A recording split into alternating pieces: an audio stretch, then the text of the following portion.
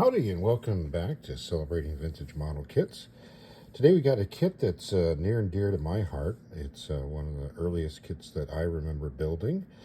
The Monogram Douglas SBD Dauntless. This is the 1973 issue of the kit, which would have been the one that I built. I got interested in the Dauntless after seeing the 1976 movie Midway at the theater with the full sense around explosions and vibrating seats. And as a 7-year-old kid, I was just blown away by this movie, and got me started on my lifelong love of the Battle of Midway, and especially the SBD Dauntless, and later on that translated to a great appreciation for one of the pilots, Dick Best, who I fortunately got to meet at some point later in my life. So let's take a look at the kit here. This is, as I mentioned, the 73 release. The original issue of this was in 1959. So it's part of a series of kits that Monogram was putting out in the late 60s that were naval aviation based. They made the Dauntless, they made the Avenger, they made the Helldiver, Hellcat, Corsair, this whole series of 48 scale Navy aircraft. And they were pretty unique in that they had a lot of operating features, so such as like folding wings, retractable gear, dropping bombs and torpedoes, things of that nature. The Dauntless was pretty cool because it had operating dive flaps and an operating bomb with a crutch. So as a 7-year-old kid, this was the neatest model in the world, man. I played with this thing for years. So let's take a look at what we got here. This is a typical of the mid-70s releases of kits with the truth in advertising that was going on at the time. No longer these great box arts. They were all replaced by photos of the actual built model without any kind of additional things added to it. This is what, if you built it with quite a lot of skill in some cases, you could end up with a kit that looked like this. And in fact, you got not necessarily bold writing, but right across here, very prominent, is actual photo of assembled model. So here you got the mid-years Monogram logo, carry base dive bomber, 48 scale, and here's some of the things that it does. Landing gear retracts, dive flaps operate, bomb drops. On the side, this is when Mattel owned Monogram, so you got the Mattel logo been added. Some more kits of pictures of the completed kit. Here you can see where the dive flaps operated. The way it shows being painted here, you don't see any perforations on it, but the kit actually has perforated dive flaps. This little button right here was what you would push forward, and that would actuate the bomb release on the bottom. And you can see there it actually has the little crutch, and that would swing the bomb out and drop the bomb. So you could recreate, Dick Best dropping his 1,000-pounder on the Japanese carrier.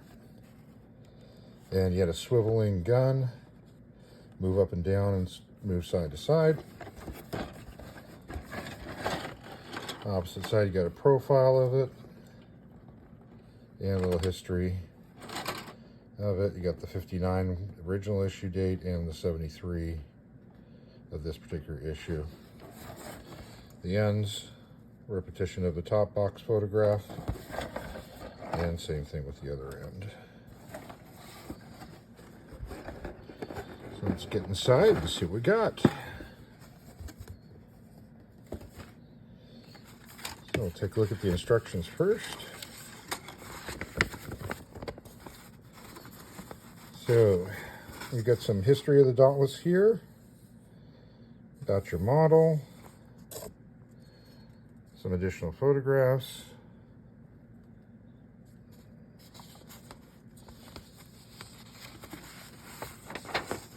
and then a step-by-step instruction. It's kind of neat that they're using actual photographs of the model.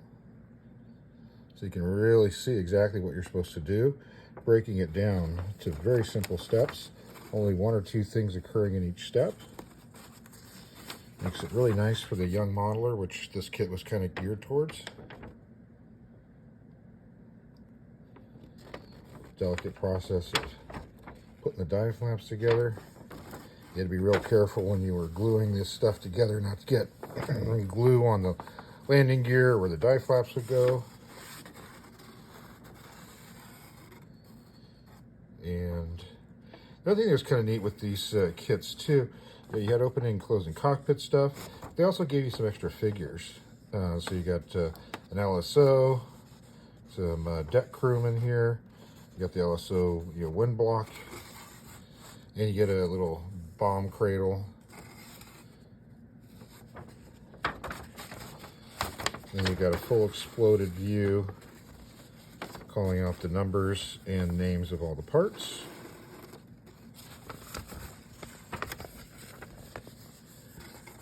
And some more information about the operating features. And then a plug for the TBF.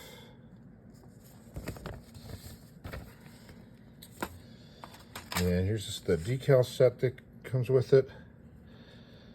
The decals here are not too bad. They haven't yellowed too much. Actually, probably be pretty usable. You get a decal representing the instrument panel, although very simplified. The markings for most of these kits from this early issue series were, I think, kind of fantasy, just kind of representational of what the aircraft would have been marked as. Especially the fact that this kit actually kind of represents more closely an SBD-3, -2 or -3, and these markings are what would have been a late war, which would have been more of a SBD-5 or 6. So that's those. Now this kit I got at one of the kit collector shows, and somebody did do the initial start on this and spraying the interior, but everything else is pretty much as is. So we'll start with fuselage. In some ways there's a lot of kind of toy-likeness to this, but in other ways there's a lot of really nice detail that you don't see with a lot of other kits that are even more expensive, such as got open exhaust stubs. You do have a lot of rivet detail on here, but if you're familiar with the actual SBD is actually covered in a lot of rivets. So these are close to scale maybe, or at least more reasonable than some of the kits that we see from the 50s and earlier 60s. So it's not too bad. You do get some concessions for it being toy-like. Of course, you got the opening for that little latch. You do have a little hook here that wouldn't have been on the actual SBD. But overall, a lot of nice little details that you wouldn't expect to find on this kind of a kit. Cockpit, it's a little bit sparse as far as things inside there. You do get a little bit of representation of stuff, which we'll get to. And here's your wings. They do a pretty good job of showing you the slots there. But overall, not too bad for its day. Bottom of the wing. They do get a lot of the little details that do exist on the SBD.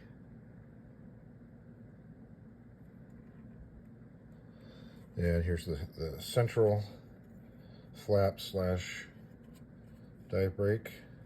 As you can see, it was originally done with full perforations, which there's a bit of flash in there, so it's kind of filling up some of those holes still. Here's the engine cowling. Not too bad of a representation of the right cyclone in there. As you can see, it does have the carburetor air scoop on the top, which is representative of the earlier 1, 2, 3, and actually I think even the 4 model had that carburetor scoop. The Dash 5 went to a round cowling that was clean.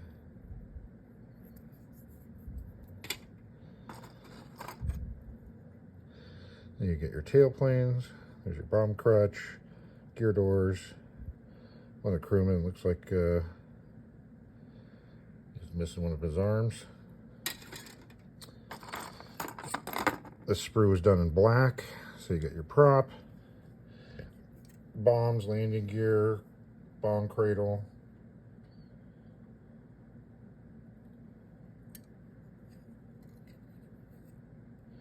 £100-pound bombs. Actually, you get 2 500-pounders. I don't remember getting 2 in my kit. You get the tail gun, which for a Dash 3 or Dash 4 would be incorrect. That should be a twin 30. And this is a single 30, which would be more for like the Dash 1.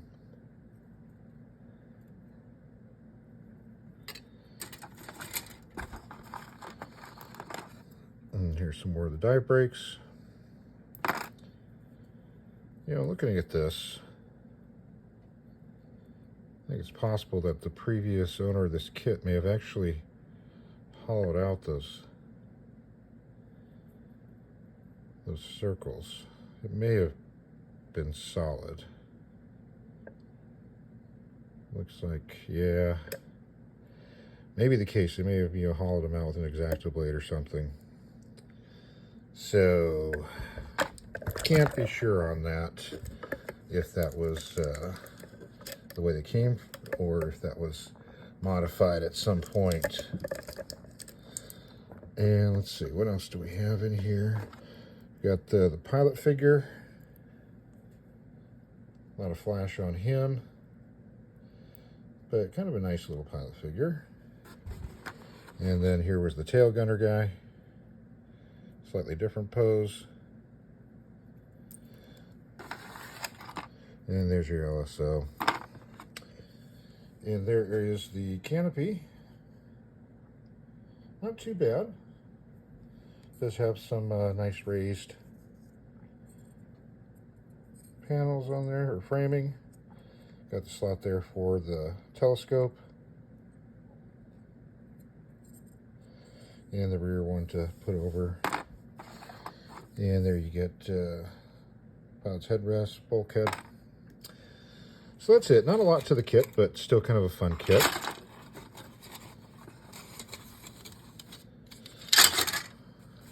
So the SBD was an offshoot from a Northrop design that the Northrop BT-1, and that was one of the first all-metal monoplanes purchased by the Navy.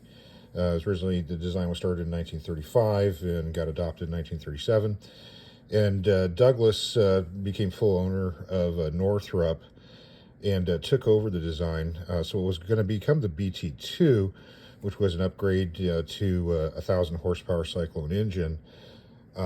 Became the SBD and went on to, I think they produced about 5,000 total SBDs. Vast majority of them being SBD 5s and 6s, but the SBD will forever be famous for sinking 4 carriers at the Battle of Midway. As I mentioned earlier, Dick Best is responsible for basically 2 of those carriers, and if it wasn't for his paying attention to the initial dive on the Akagi and the Kaga, where 2 squadrons were supposed to split between the 2, but there was a little bit of miscommunication, and almost the entire 2 squadrons started diving on 1 carrier. Dick Best recognized that was going on, pulled out of it, took with his 2 wingmen, and went after the 2nd carrier and planted his 1,000-pound bomb right in the middle of the deck. Kind of know that it was Dick that scored the hit, because the 2 wingmen who dropped almost simultaneously in the photographs of what occurred, you can see where one was a little off to one side, another bomb was off to the other side, and there was one right in the middle, which Dick being the middle of the three planes dropping kind of puts it as, you know, Dick's bomb's the one that hit the carrier. So then later in the afternoon, was involved with sinking the last carrier, and as it turns out that would be the last time he flew, because he ended up having oxygen problems in his aircraft. The oxygen mask was putting out noxious fumes that ended up getting into his lungs, and that was the last time he flew. And so it's one big mission and did some pretty good stuff. So that's about it for the kit. Monogram released this many times. There was a couple of the Monogram foreign releases, and interesting, there was an actual version that was paired up with Hasegawa, which is quite a surprise to me that Hasegawa put their name on this type of a kit. I can imagine somebody buying it, you know, thinking, hey, this is a pretty nice Hasegawa kit, and they open it up and they find this 20-year-old Monogram kit. And then Monogram, of course, got bought out by Revell. Revell reissued this a couple of times, and most recently in 2017. So you may be able to still find this on some of your local hobby shop shelves as a brand new kit. I remember seeing these in Michael's and Hobby Lobby for quite a while as well. So there's a lot of these out there. So if you're interested in making your own Dauntless and recreating your own Midway, pick one of these up. It's kind of a fun kit to build. So that's about it for today. If you've built one of these, definitely let us know. If you've got any pictures of a built one, send those in. The email address is in the channel description. We're putting together some viewer build videos, so if you've got some pictures of your Dauntless, absolutely send it in. So that's it for today. Thanks for watching, and have yourselves a great rest of your day.